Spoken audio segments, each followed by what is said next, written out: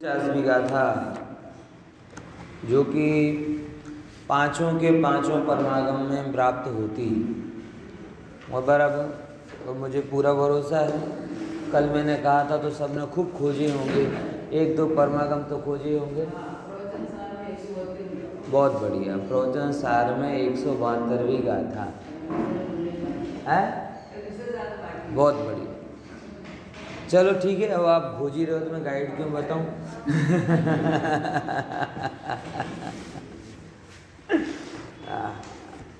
बहुत बढ़िया है। एक्चुअल में मूल हेतु अपना ये होता है कि स्वाध्याय की वृत्ति बढ़े और कुछ उसमें नहीं है। खोजना कोई एक फैक्ट या जानकारी बढ़ने से कोई बहुत बड़ा काम हो जाएगा ऐसा नहीं है, लेकिन खोजने में जब आप जाओगे और खोजने पे जो प्राप्त होगा उसका आनंद बहुत होगा। कुंदकुंद आचार्य देव ने पांचों परमागम में ये गाथा प्रयोग की है, बराबर।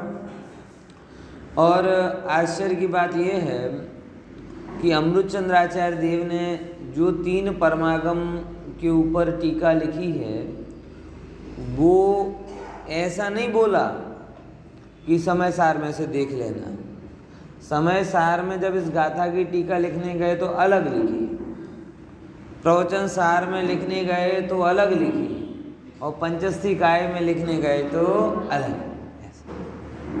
आए कि नहीं ये बात समझ? यानी कुंदकुंद आचार्य देव ने 5 परमागमों में अगर वो गाथा दी है तो महत्वपूर्ण तो है ही, साथ ही विस्तृत बहुत, कि जिसके अलग अलग दृष्टिकोण से विचार करने जाओ तो अलग अलग जानकारियां प्राप्त होती।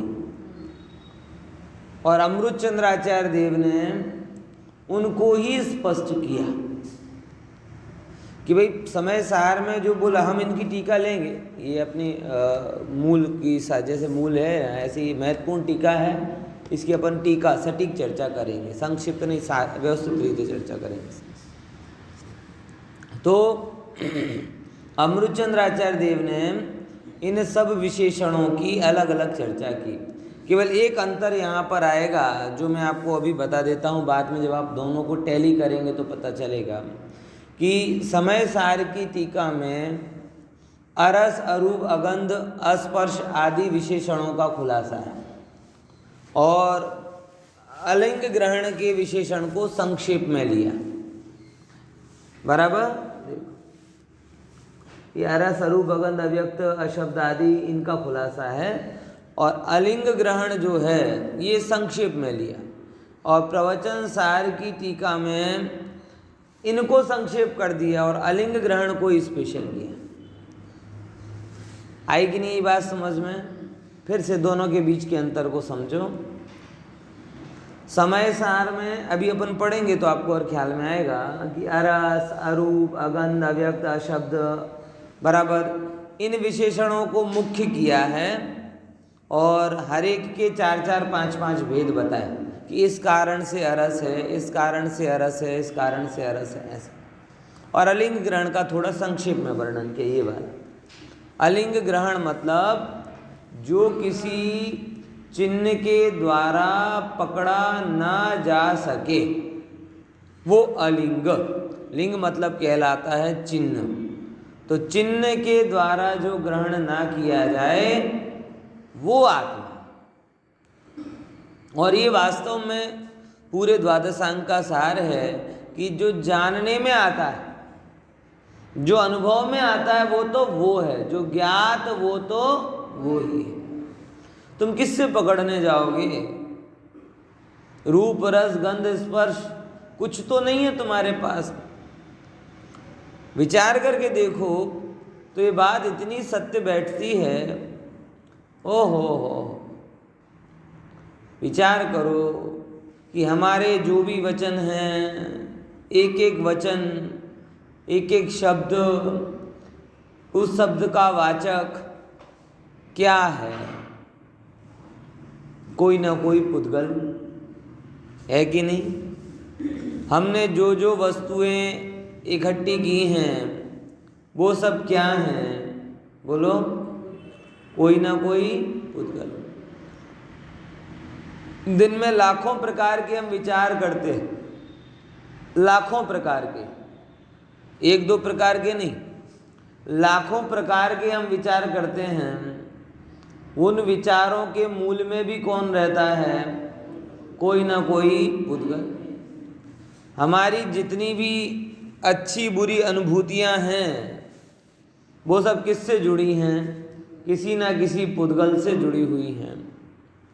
हमारे साधन पुद्गलों से जुड़े हुए हैं। हर जगह जो हमने अपने ज्ञान का फैलाव या विस्तार किया है वो सारा फैलाव और विस्तार मात्र और मात्र जड़ से जुड़ा हुआ है। हमारी भाषा, हमारे भाव, हमारे विचार, हमारे संयोग, हमारा जो कुछ भी है वो सब क्या हो रहा है? जड़ जड़ता जड़ता जड़ता और जड़ता। अब ऐसी जड़त की दुनिया में रहते रहते हम उसी दृष्टिकोण से चेतन को खोजने का प्रयास करते हैं। कैसे मिले? लोहार के पास में भी वो सांडसी होती है, सुनार के पास में भी होती है। तो क्या लोहार के जो उपकरण हैं, जो भी, क्या उससे कोई ज्वेलरी डिजाइनिंग हो सकती? लोहार का जो तराजू है, क्या उससे सोने का व्यापार हो सकता है? विचार करके देखो। और यही हो रहा है। लोहे के बीच में रहते रहते ये शुद्ध स्वर्ण चैतन्य भगवान आत्मा है वो ख्याल में नहीं आता। पत्थर में और कचरे में ऐसे पड़े हैं कि रत्नों को देखने की दृष्टि चली गई। इसीलिए गाथा है जो हमें जागृत करती है। गाथा है ये हमें बताती है कि भाई जब तू आत्मा की खोज पर निकले तो जगत का दृष्टिकोण लेकर मत जाना। क्या बोला? जब तू आत्मा की खोज पर निकले तो तेरा जगत का ज्ञान काम नहीं आएगा। जैसे कि तू भारत के बाहर जाए और फिर इंडियन करेंसी लेके जाए तो बोले ना भैया हमारे यहाँ तो डॉलर चलते हैं, हमारे यहाँ तो पौंड चलते हैं, हमारे यहाँ तो दिरहम चलते हैं। समझ में आया? अब तो कहेगा नहीं हमारे इंडिया में तो सब हो जाता है और यहाँ पे तो हमें जरा सी चीज नहीं दे पा रहे। बोले भैया तो अभी भारत में नहीं है। बराबर ख्याल में है कि नहीं है? भारत में होता तो ये चल जाते, लेकिन अब तू अलग जगह है, ऐसा है। समझे कि नहीं समझे? ऐसे ही आत्मा की खोज पर जाए और रूप रस गंध के फॉर्मूले लेकर जाए कि चलो देखते हैं आत्मा कैसा होता है, मीठा होता है कि खट्टा होता है, हल्का होता है कि भारी होता है, सफ़ेद होता है कि काला होता है।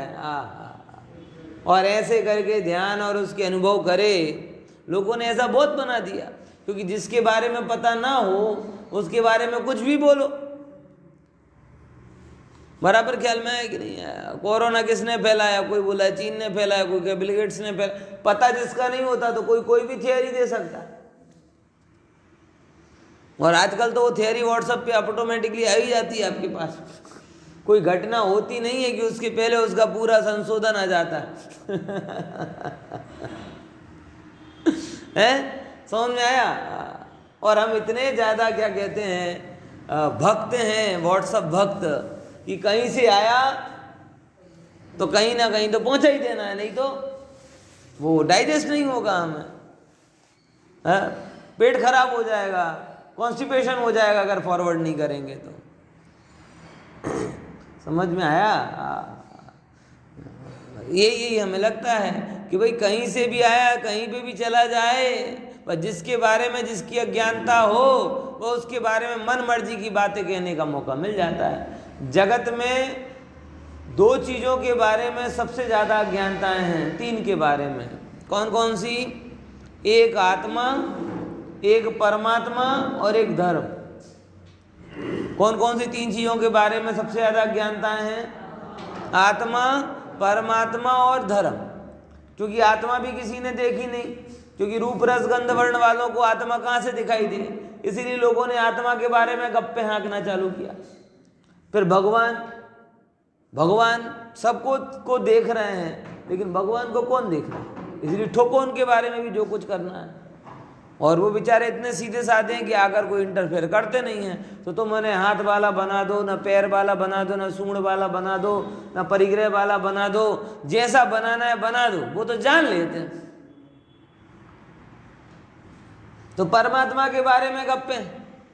और एक बात आती है फिर धर्म, कि व्यक्ति शांति से वस्तु के स्वरूप का विचार करे तो उसे सच्चा धर्म ख्याल में आए, लेकिन इतनी शांति तो है नहीं, बराबर। और धर्म नाम सुना है, क्या सुना है? नाम सुना है। धर्म का स्वरूप जानता नहीं, लेकिन धर्म का नाम सुना है, महिमा भी है। इसीलिए जगत में जो भी चीज धर्म के नाम पर बताई जाती है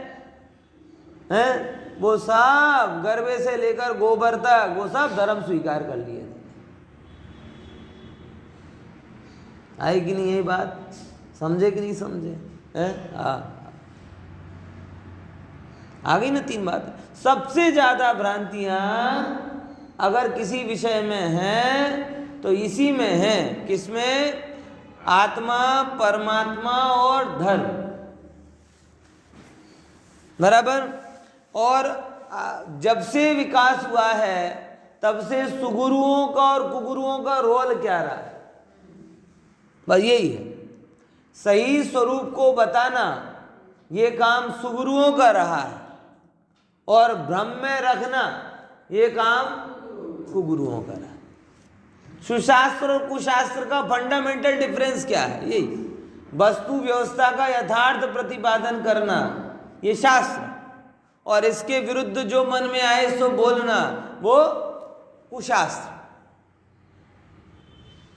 तो और कुछ नहीं है ये दर्शन या धर्म अध्यात्म, बस इन्हीं 3 चीजों का निर्णय है, देव का, आत्मा का और धर्म का। और जो सुगुरु होंगे वो इनकी सच्ची बात बताएंगे, और कुगुरु होंगे वो आपको उलझाएंगे। कुगुरुओं से लोग ज्यादा प्रभावित होते हैं। क्यों? कभी भी एक बात समझना, चलो एक उसको थोड़े मजाकी लहजे में बात को समझते हैं कि एक बार एक रोड पर एक माताजी मतलब एक कोई दादी होंगी, उनको चक्कर आ गया, बराबर। और चक्कर आ गया और चक्कर आकर गिर गए, तो सब लोग इकट्ठे हो जाते हैं, तो सब बातें कर रहे हैं कि कोई इनको खींच चाहिए। तो एक आदमी कह रहा कि नहीं खींच चाहिए, इनको गुलाब का फूल सुंघा दो ज़रा। दूसरा आदमी कह रहा है इनको खींच चाहिए, चक्कर आए हैं, वो क्या कहते हैं इन्हें पानी पिला दो। तीसरा कह रहा इनको खींच चाहिए, इन्हें जूता सुंघा दो। चौथा एक बच्चा था, अरे माता जी खींच चाहिए, इसे जलेबी खिला दो। 5वां कुछ और बोला, और लगे आधे घंटे, ये कर दो वो कर दो। तो थकार के दादी बोलती है, अरे उस बच्चे की बात को भी तो कोई सुनो।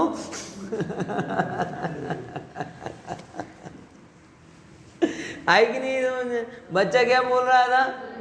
जलेबी खिला दो। अब कुछ खिलाना तो ढंग का खिलाओ। मतलब ये नहीं है कि वो रोग का उपाय है, मतलब ये है कि वो उसे अच्छा लगता है। आई कि नहीं ये बात समझ में? ख्याल में आया कि नहीं आया? जीव को सच बताऊं, इतनी बेईमानी अंदर में पड़ी हुई है, इतनी बेईमानी अंदर में पड़ी हुई है कि वो औषध नहीं खोजता। समझ में आया? उसे अपने मर्जी का वस्तु चाहिए। तो कभी भी एक्चुअल में जो जिज्ञासु होता है वो जीव तो इनके बारे में जिज्ञासा रखता है कि ऐसे कैसे देव होने चाहिए, कैसे गुरु होने चाहिए, कैसे शास्त्र होने चाहिए, कैसा धर्म होना चाहिए, आत्मा का क्या स्वरूप होना चाहिए, वो ऐसी जिज्ञासा रखता है। और अज्ञानी जिज्ञासा नहीं रखता, वो कहता है मैं ऐसा मानता हूं, ऐसा होवे तो अच्छा है। मतलब आत्मा ये जड़ वाला हो जाए तो अच्छा है। क्यों? क्योंकि जड़ और जड़ की खूब बनती। अगर धन वैभव वाला ये मूर्तिक आत्मा हो जाए तो कितना अच्छा है ना, कि इस भाव में जो हमने करोड़ों इकट्ठे किए हैं वो कम से कम काम लगेंगे। समझ में आया कि नहीं आया? क्योंकि जीव को लगता तो है कि यार मर गए तो क्या होगा। मैं एक बार एक डॉक्टर की क्या कहते हैं गोष्ठी में गया था, 15-20 डॉक्टर थे, वेस्ट में का प्रसंग था, 25-30 थे, सभी के सब डॉक्टर थे। चर्चा हुई तो प्रश्नोत्तरी का थोड़ा सेशन आया और प्रश्नोत्तरी में सबका एक ही प्रश्न था। बोले जन्म से लेकर मरण तक की व्यवस्था तो हम जानते हैं और आपसे अच्छे से जानते हैं, बराबर। आप हमें जन्म से पहले और मरण के बाद वाली बात बताओ, वो हमारे डॉक्टरी के ज्ञान में नहीं आई। और सही बात है, अब जन्म से मरण की व्यवस्था हम क्या उन्हें बताएंगे, वो तो ज़्यादा हमसे अच्छे से जानते हैं इस शरीर को, है? तो मैंने उनको इतनी बात जरूर कही कि मैं जन्म से पहले की भी मैं बात बताऊंगा और क्या कहते हैं मरण के बाद की भी बात बताऊंगा, लेकिन ये बात भी बताऊंगा कि आप जिसे आप जान रहे हो इस जन्म में वो भी आप नहीं, क्योंकि जो जन्म के पहले था और जो मरण के बाद है वो आज भी वो ही है। यानी अगर आप जन्म के पहले का कुछ नहीं जानते, मरण के बाद का कुछ नहीं जानते, तो आप इस भ्रम में मत रहना कि आप आज अपने आप को जानते। सब चौंक गए, बड़े बड़े MD MS सब बैठे थे, क्या बात कर, हम अपने को नहीं, हाँ नहीं जानते। जिसे तुम जानते हो वो रूप रस गंध वाला, और तुम जो हो वो रूप रस गंध को जानने वाला, इतना अंतर। इसलिए जो भी तुम्हारा अभी ज्ञान है वो ज्ञान तुम्हारा नहीं है, वो ज्ञान जड़ का है। समझ में आया? समझे कि नहीं? फिर काफ़ी सारी बातें कि उन पे पुनर्जन्म के प्रमाण दिए, आत्मा की, ये सब काफ़ी बातें उसमें आई, वो उस पर भी चर्चा हम नहीं जा रहे हैं। लेकिन जीव की जिज्ञासा तो होती है, कोई भी नास्तिक में नास्तिक होवे उसको भी एक बात तो लगता है कि ये क्या है सिस्टम, सारा का सारा जीवन भर इकट्ठा करो और एक अटैक आए और 2 मिनट में ख़त्म, तो मेरा क्या, मेरा क्या? विचार कर रहे देखो, अपन बनिया कहते ना, बनिया की क्या होती है, पेट बहुत कमज़ोर होता है और पीठ बड़ी मजबूत होती है। तो पेट कमज़ोर होता है तो रुपया मतलब जरा सा भी जाए ना तो बर्दाश्त नहीं होता, बराबर। अब एक साथ बनिया, आप सोचो जब ये बनिया मरता होगा कितना दुख होता हो, जब ये बनिया सभी बनिए हैं ना। विचार करके देखो, जब अपन जीवन में हिसाब किताब में इतने उलझे रहते हैं, जीवन की गणित सुलझाने में कोशिश करते हैं, 2-5 रुपए ना जाएं, ज़्यादा से ज़्यादा धन आए, ये सब आंखों के सामने रहता है और रहता है तो संतोष होता है, और कम ज़्यादा कुछ हो जाए, नहीं देने जैसा दिख जाए और मतलब चला जाए तो कितना दुख होता है। तो मैं उस पीड़ा को महसूस करता हूँ कई बार कि इसी गणित के जब 150 रुपए का जाना दुखदाई होता है तो एक साथ सारी संपत्ति जाती हुई दिखाई देगी तो क्या होगा। और ना केवल संपत्ति, जगत में जिस जिसको भी अपना माना है, कभी कभी परिवार को अपना माना है, बेटे बेटी यहाँ खड़े हैं और खुद कह रहे बस बाय बाय टाटा, अब जा रहे, घर मकान दुकान छोड़ के जा रहा, अरे घर मकान शरीर छोड़ के जा रहा, नाम प्रसिद्धि भी छोड़ के जा रहा। नाम तो रहेगा ना, नाम रहेगा लेकिन तुम तो नहीं रहोगे ना,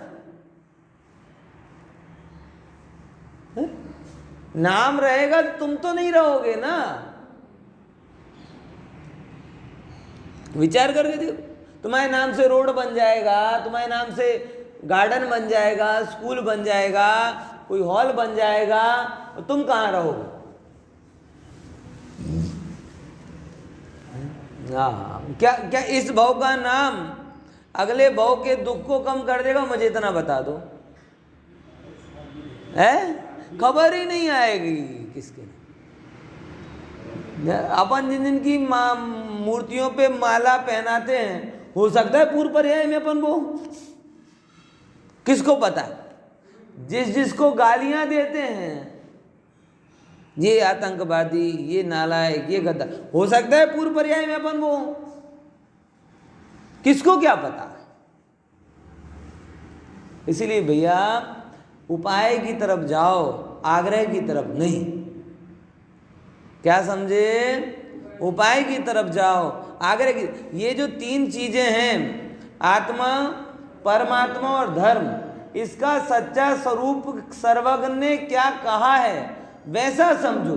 आप क्या समझते हो महत्वपूर्ण नहीं है। समझ में आया कि नहीं है?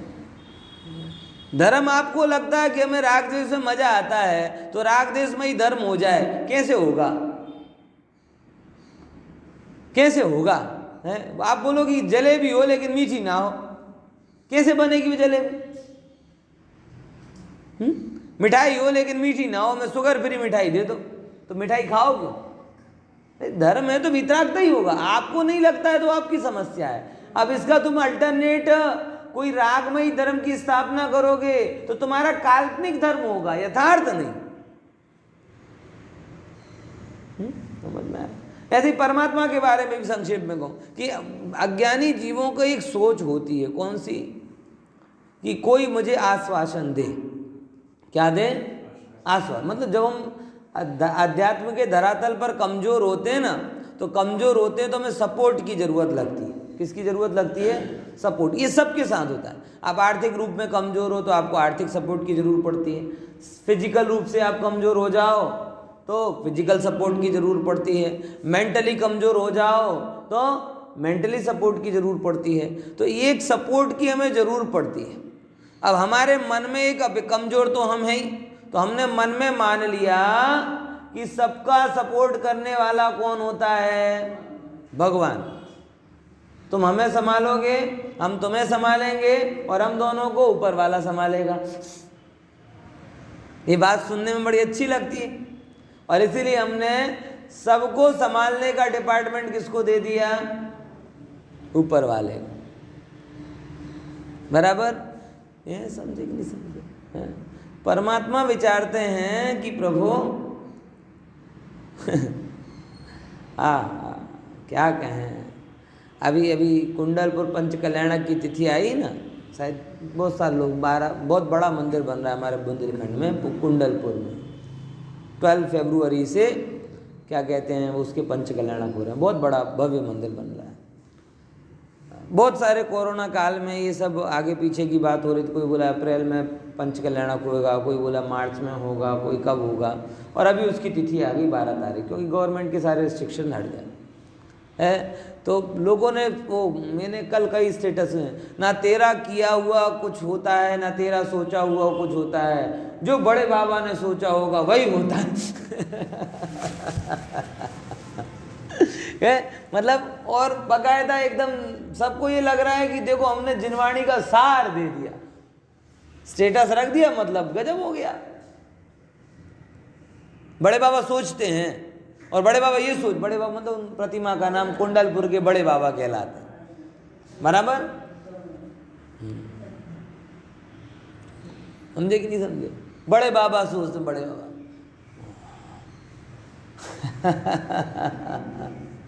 धन्य। देव तत्व के बारे में इतनी विपरीतता भैया। बड़े बाबा कोई सोचते हैं ही नहीं, वो सब जानते हैं।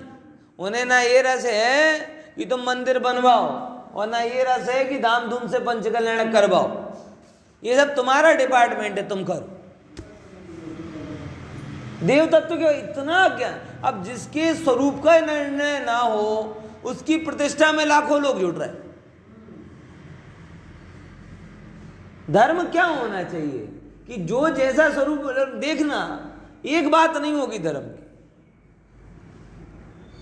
ना देव का स्वरूप डिस्कशन किया जाएगा, ना आत्मा का स्वरूप बताया जाएगा, ना परमात्मा का स्वरूप बताया जाएगा, ना धर्म का स्वरूप बताया जाएगा। सबके अंदर में जो पड़ा हुआ धन और राग का जो अभिप्राय है वही पुष्ट किया जाए, और हो ही रहा है ऐसा। जितना बड़ा आयोजन उतना शून्य प्रयोजन। क्यों? क्योंकि व्यक्ति को अपने आग्रह के अनुसार इन चीजों को समझना है, अपने आग्रह को हटाना नहीं। व्यक्ति का आग्रह राग में, तो रस किस में आ रहा है उसे? तो जिस पंचकल्याणक में रागमयी ज्यादा प्रस्तुतियां हों वो अच्छी। व्यक्ति का आग्रह धन में है, सबसे ज्यादा महत्वपूर्ण क्या लगता है? धन। तो जिस पंचकल्याणक में सौधर मोधर इंद्र की बोली करोड़ों में जाए वो महत्वपूर्ण। व्यक्ति का आग्रह भवन अट्टालिका और महलों में है, तो जो मंदिर की शिखर ऊंची वो बड़ा और जिसकी शिखर नीची वो छोटा। अरे भाई ये जैन परंपरा ही नहीं। राग का, जड़ का और इसका धर्म से कोई लेना देना नहीं। और अपने आग्रहों से इसको मत सोच, इसके आधार मत करो निर्णय भैया। जैसा स्वरूप है वैसा निर्णय करो। अब ये आत्मा के बारे में क्यों समझना जरूरी है? क्योंकि आत्मा के बारे में जो भी हमारी समझ है वो या तो शास्त्र की है, बराबर, और अगर अनुभव में जाते हैं तो अनुभव में कुछ दिखता नहीं, क्योंकि हमारा सारा अनुभव किससे जुड़ा हुआ है? जड़ से जुड़ा हुआ। तो ये गाथा है ना, जो गाथा, वो हमारे सारे आधारों को चकनाचूर करने वाली है कि तुम्हारा ज्ञान, तुम्हारा अनुभव इसमें मत मिलाना, क्योंकि तुमने जड़ को ही देखा है, जड़ को ही सुना है, जड़ को ही वेदन किया है, जड़ के ही पास में रहे हो, जड़ के इर्द गिर्द रहे हो, और उस जड़त्व में चेतन पने का अंश है ही नहीं। प्रजापति ब्रह्म कुमारी वाले हैं, ध्यान करवाते हैं, देखो एक प्रकाश पुंज प्रकाश पुंज प्रकाश पुंज ऐसे करके बताते हैं। व्यक्ति मन में कल्पना कर लेता है, हाँ एक प्रकाश पुंज जैसा दिख गया, बस बोले अब क्या हो गया साहब? आत्मानुभवन हो गया। और हमसे कहते हैं कि तुम तो वर्षों तक स्वाध्याय कराते हो, आत्मानुभवन नहीं करा पाते। हमारे तो एक ध्यान शिविर में आए, अनुभव करा दिया हम, और आप लोग भ्रमित भी हो जाओगे। वहां पे ये विचार नहीं करोगे कि जो अवर्ण है, जो वर्ण रहित है, वो प्रकाश वर्ण में आएगा कैसे? कुछ लोग ऐसे कहते हैं, एकदम जब ध्यान में गए एकदम हल्के हल्के हो गए, जैसे कि ये पलंग के ऊपर आए ना, ऐसे कि ऐसे हम थोड़े हो गए, बराबर, और आपको लगा हाँ कुछ अलग हो गया, यही आत्मा होती होगी। अरे जो स्पर्श है, हल्का भारीपना जिसके अंदर है नहीं, तो भारेपन का अनुभव हुआ वो भी पुद्गल का, और हल्केपन का अनुभव हुआ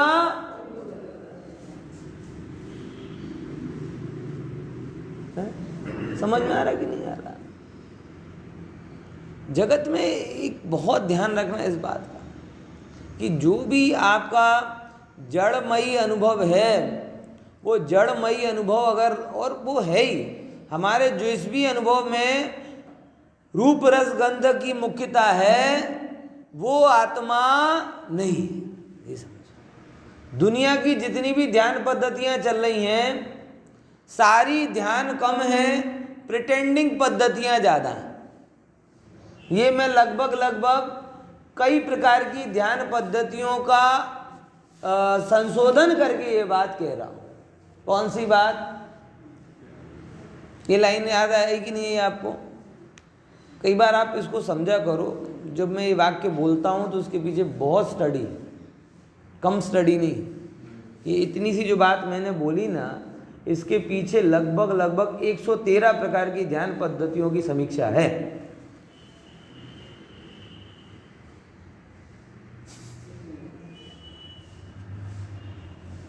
समझ में आया क्या?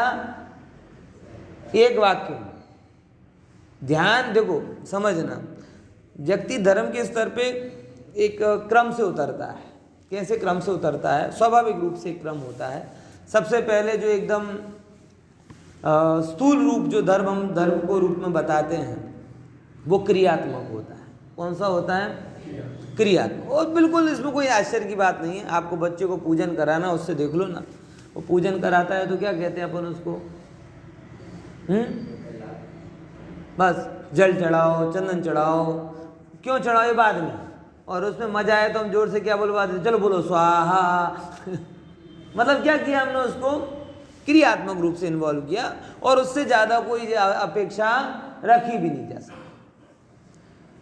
क्रियात्मक रूप के बाद में जब उसकी आत्मा की खोज पूरी नहीं होती है तो वो थोड़ा भावनात्मक रूप में उतरना चाहता है, तो वो एक नई स्टेज आगे बढ़ता है।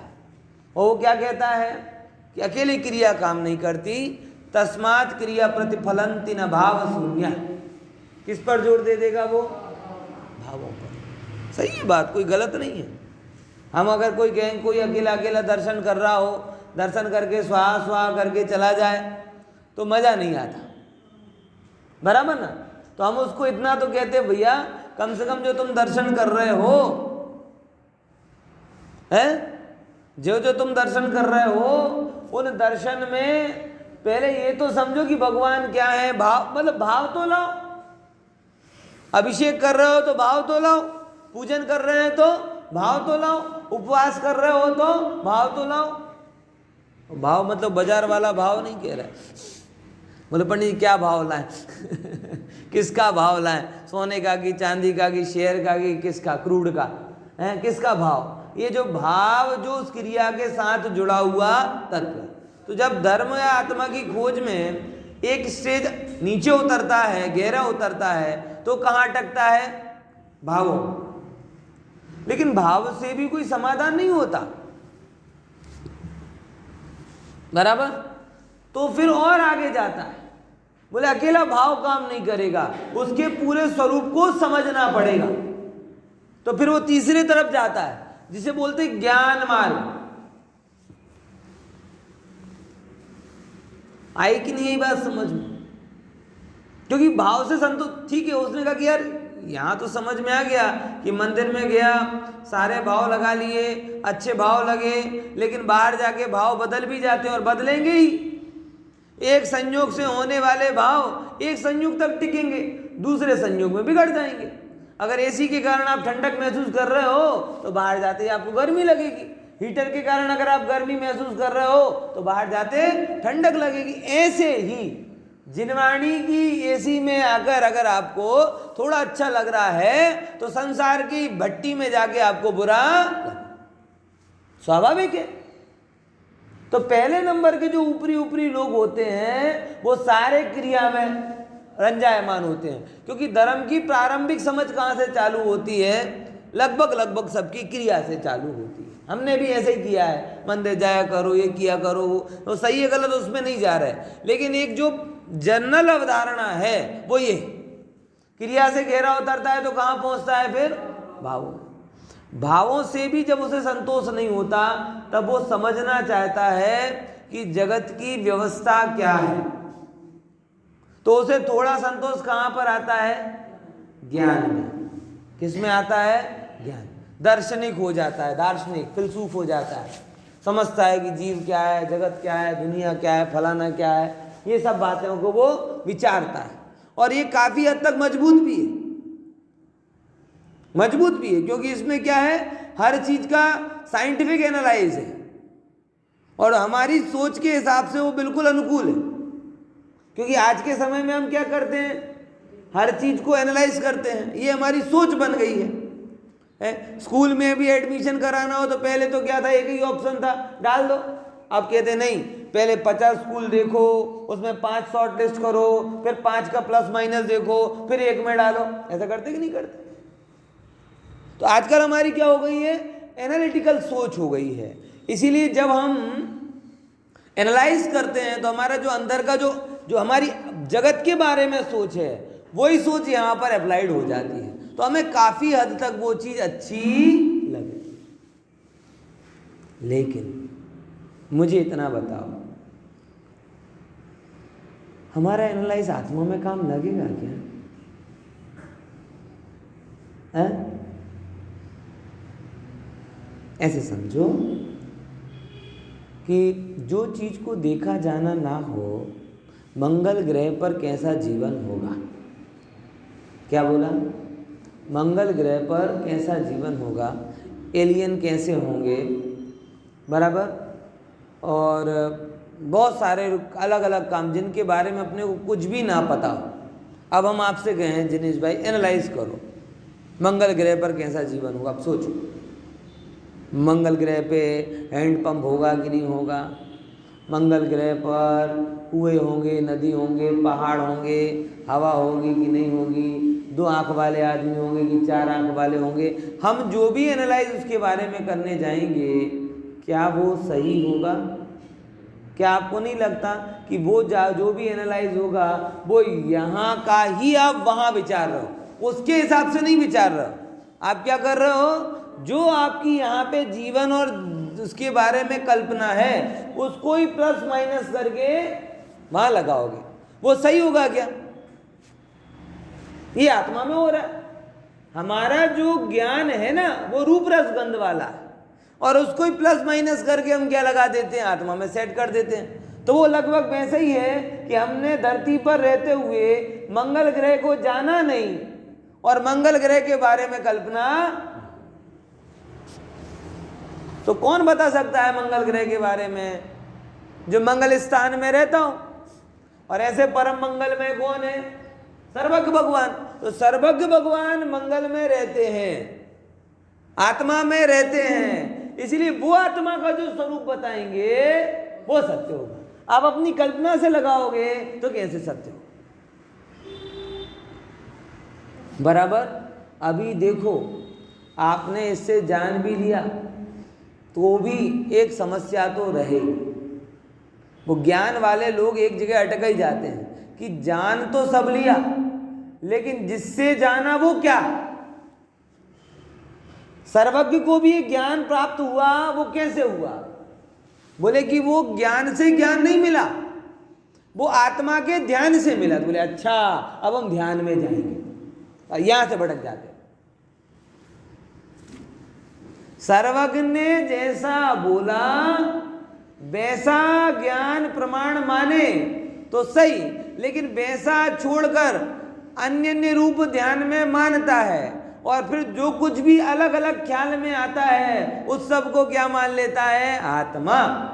बस यहां से उसके हो जाता है मोक्ष मार्ग का खात्मा, क्योंकि यहां पे वो वस्तु को नहीं जान रहा, अपने अभिप्राय को मान रहा है। और दुर्भाग्य ये है कि जैसे हम भावनात्मक वाला क्रिया वाले को थर्ड क्लास मान रहा है, ज्ञान वाला भावना वाले को, ये तो सुभराग में पड़े हुए हैं, वैसे ध्यान वाला ज्ञान वाले को थर्ड क्लास मान रहा। नहीं आई बात समझ में? ये 4 स्तर थे समझ के। सबसे पहला स्तर कौन सा था? क्रिया वाला स्तर। फिर उसके बाद वाला स्तर कौन सा था? भाव वाला स्तर। उसके बाद वाला कौन सा स्तर था? ज्ञान वाला स्तर। और उसके बाद कौन सा स्तर आता है? ध्यान वाला स्तर। जनरली अपन यही कर, इन्हीं को लोग जगत में क्रिया योग, क्रिया मार्ग, ध्यान योग, ध्यान मार्ग, ज्ञान योग, ज्ञान मार्ग, भक्ति योग, भक्ति मार्ग, ऐसे करके जुदा जुदा नाम देते हैं। समझ में आया कि नहीं आया? ये कुछ नहीं है, ये जीव के अलग अलग स्तर पर खड़े हुए लोग हैं। जो कुछ क्रिया के स्तर पर खड़े हुए हैं वो उसे मोक्ष मार्ग मान रहे हैं। क्रिया वालों को बहुत ज्यादा संतोष कभी नहीं होता, क्योंकि बचपन में कब तक रुकोगे? कभी तो मैच्योर होगे। तो थोड़े कबीरदास जी जैसे हैं जो भावनात्मक रूप में चले जाते हैं, बराबर। माला तो मन में फिरे, जीव फिरे मुखमाई, मनवा चारों दिशि फिरे, ये तो सुमरन नहीं। मतलब क्या करो? भावता पूर्वक करो। और फिर जो उसके आगे जाते हैं वो ज्ञान में अटक जाते हैं। बोले ये सब थोड़ी होगा, सारी व्यवस्था को जानो, फिलसूफ बन जाते, दार्शनिक बन जाते, बराबर। और उसके भी आगे जो जाना चाहते हैं वो उनको ये लगता है कि सबको तो जान लिया, लेकिन ये सबको जानने वाला ज्ञान कहाँ से प्राप्त हुआ? बोले आत्मा के ध्यान से। तो अब हम ध्यान करेंगे, और ध्यान करेंगे, उस ध्यान की संधि केवल ज्ञान से करते नहीं। क्या बोला? आई प्रॉब्लम समझ में? ध्यान की संधि केवल ज्ञान से करते नहीं, और ध्यान में जो कुछ भी फील हुआ उसको क्या मान लेते हैं? आत्मा। और फिर ये मान लेते हैं कि मैं कौन हो गया? आत्मा अनुभवी हो गया, आत्मज्ञानी हो गया।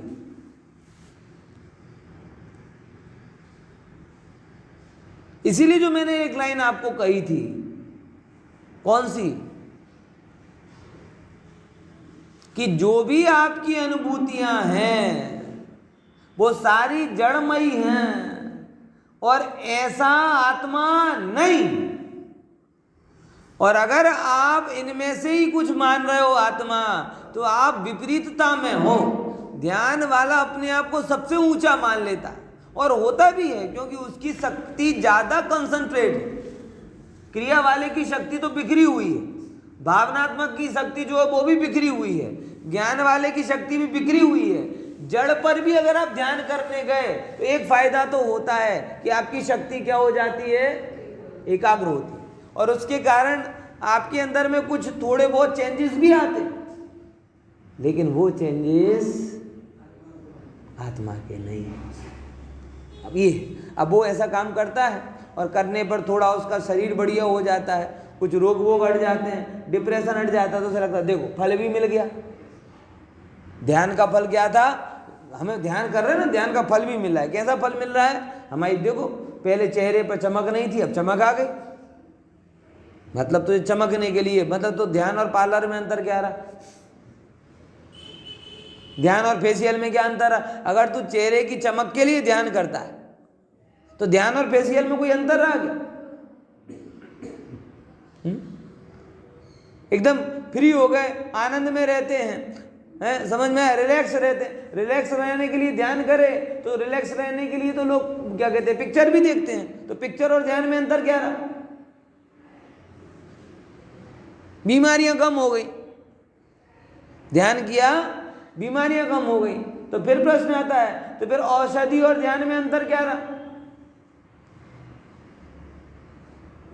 ये जो मैं आपको बातें बता रहा हूं, ये मैं बहुत आगे की सोच कर आपको बता रहा हूं, आप समझो उस बात को।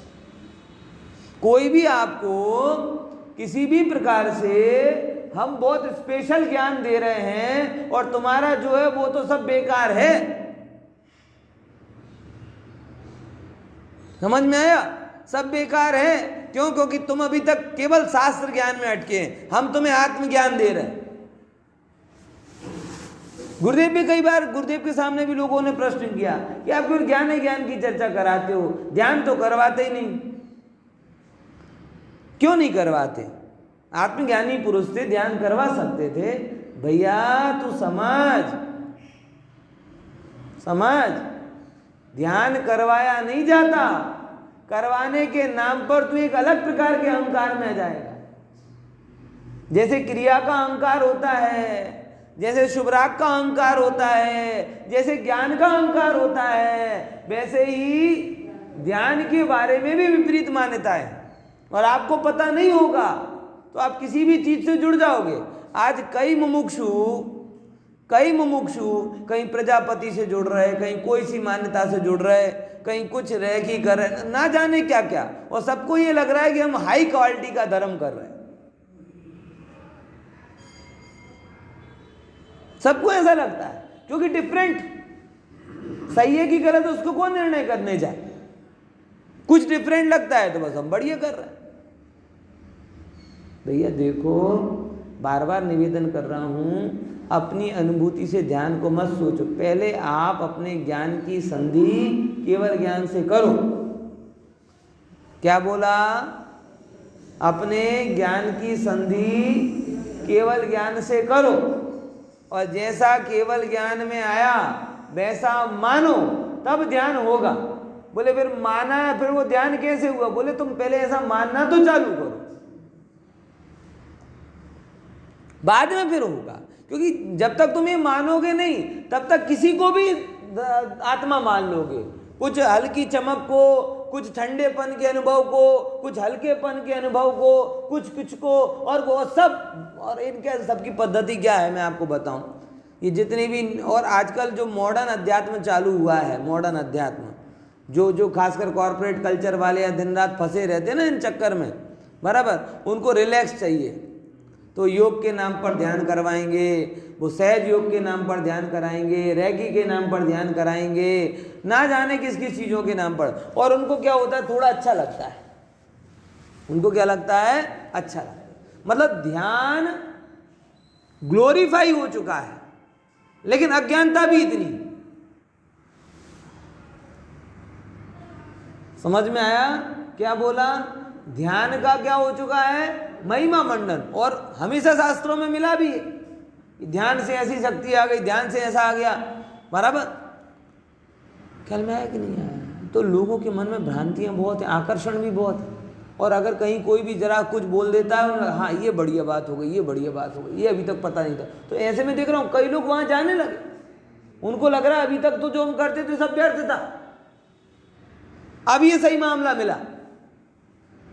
ऐसे करके लोग केवल ज्ञान कथित बातों से दूर हो रहे हैं। और केवल ज्ञान कथित से दूर होकर जब तक आप आत्मा के स्वरूप को समझोगे नहीं, तब तक आपकी आत्मा की अवधारणा बन ही नहीं सकती, क्योंकि आप आत्मा के नाम पर अपनी अवधारणा चिपकाओगे, आत्मा की अवधारणा नहीं होगी। बिल्कुल सेम वैसा ही है जैसे आप मंगल ग्रह पर गए नहीं हो और कोई आपको मंगल ग्रह की बात करे तो वो कल्पना होगी, यथार्थ नहीं। वो एक प्रकार का प्रोजेक्शन होगा जो आपने उसमें प्रिटेंड किया है। तो जो प्रिटेंडिंग ध्यान है वो ध्यान का सही स्वरूप। आप पहले ज्ञान करो, क्या करो, आप समय सार पढ़ो, बराबर। समय सार में जो कहा है वैसा मैं हूं ऐसा वेदन का अभ्यास करो, बराबर। और उस वेदन के माध्यम से जब आपका काल पकेगा तो ऐसे सर्वज्ञ कथित ज्ञान से सहज आपका ज्ञान योग और ध्यान योग सिद्ध होगा। आत्म भावना भावता जीव लहे केवल ज्ञान, ये मैं यहाँ पे बताना चाहता। ध्यान के नाम पे फंस जाओगे, नहीं तो हर किसी को आत्मा मान लोगे और हर कुछ को आत्मा जान के उसके उसमें पड़ जाओगे। जगत में चल रहा है ऐसा, और बड़े बड़े लोग धनपति करोड़पति अबजपति जाते हैं और वो सब अपने टेस्टिमोनियल सुनाते हैं, उनको देखकर 50 और उनके चक्कर में आते। ये उनकी स्ट्रेटेजी। मैं गया हूं, देखा है मैंने सबको गहराई से, समझ में। हम क्योंकि उन्हें लगता है कि हम बड़ा महान काम कर रहे हैं। वो आएंगे, पहले मुझे ऐसा होता था, यहां गया तो मेरा ये हो गया। तो एक अगर संपन्न व्यक्ति कहते तो 50 और फॉलो करने लग जाते। तो ये जो कुछ भी चल रहा है ना, माउथ पब्लिसिटी से चल रहा है। किससे? माउथ पब्लिसिटी से। अब आप अपने नहीं बोलते तो कोई भी कुछ बोल देगा, और जो जिसको कुछ भी नहीं पता वो किसी की भी बात को मान लेगा। तो इसीलिए आप लोगों से कहता हूं, कल्याण परंपरा चलाइए। क्या कीजिए? सत्य बात को जगत के सामने उजागर कीजिए, नहीं तो जगत असत्य को सत्य मानकर मोक्ष मार्ग से हट जाए, बराबर। विशेष चर्चा अपन बाद में करेंगे। और सूचना भी है कि लगभग अगला जो व्याख्यान अपना होगा